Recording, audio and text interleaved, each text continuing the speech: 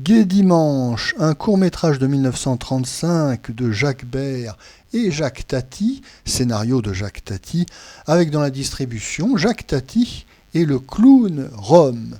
Le sujet. Deux vagabonds croient avoir trouvé une bonne combine pour gagner un petit peu d'argent.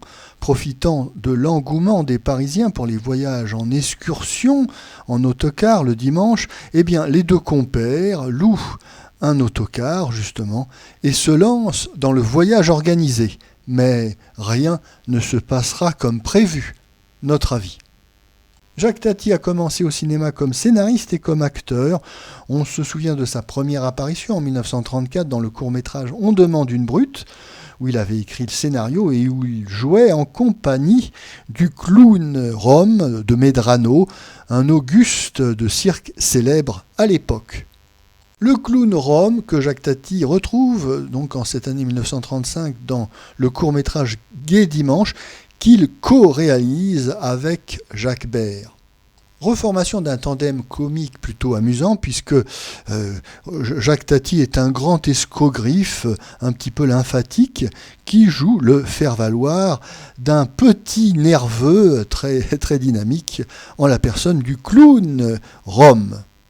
Comme c'est souvent le cas dans les premiers films, on reconnaît ici les influences cinématographiques qui ont marqué Jacques Tati. Alors, ça commence par un hommage à Charlie Chaplin, puisque cette histoire de deux vagabonds se lançant dans une combine, et bien évidemment, c'est un clin d'œil aux aventures de Charlot. Par ailleurs, on a bien compris que Jacques Tati avait été très influencé par le cinéma américain, plus exactement par le burlesque à l'américaine. Nous avons ici beaucoup de gags visuels, c'est un comique visuel à l'américaine, et puis cette histoire d'autocar qui se déglingue tout au long du film pour disparaître complètement à la fin, eh bien oui, ça c'est un classique du film comique américain. L'histoire, quant à elle, est bien française, en revanche, on peut même dire parisienne, puisque cette histoire d'escapade de Parisiens dans la campagne de la banlieue, c'est un thème qui apparaît dès la fin du XIXe siècle dans la littérature, notamment dans les nouvelles de Maupassant, et puis même au cinéma, on va avoir souvent recours à ces petites histoires qui se situent dans des guinguettes au bord de l'eau.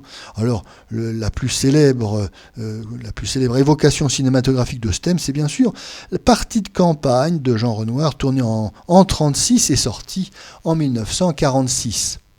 Et ce thème de la partie de campagne est plutôt joliment traité par Jacques Tati grâce à son parti pris pour le gag visuel. On regrettera malheureusement que ce court-métrage souffre paradoxalement de quelques longueurs et de certains bavardages superflus. Oui, on ne retrouve pas ici malheureusement l'une des caractéristiques du style de Jacques Tati, à savoir le traitement très particulier qu'il fait de la bande son, la bande sonore qui raconte l'histoire autant que les images, qui est très, très forte, et bande son qui constitue l'une de ses signatures.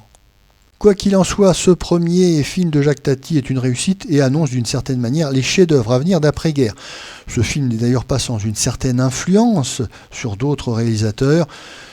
On pense notamment au film de Jacques Prévert réalisé en 1947, Voyage surprise, qui est plein de clins d'œil ou de renvois à certaines séquences du film de Jacques Tati de 1935.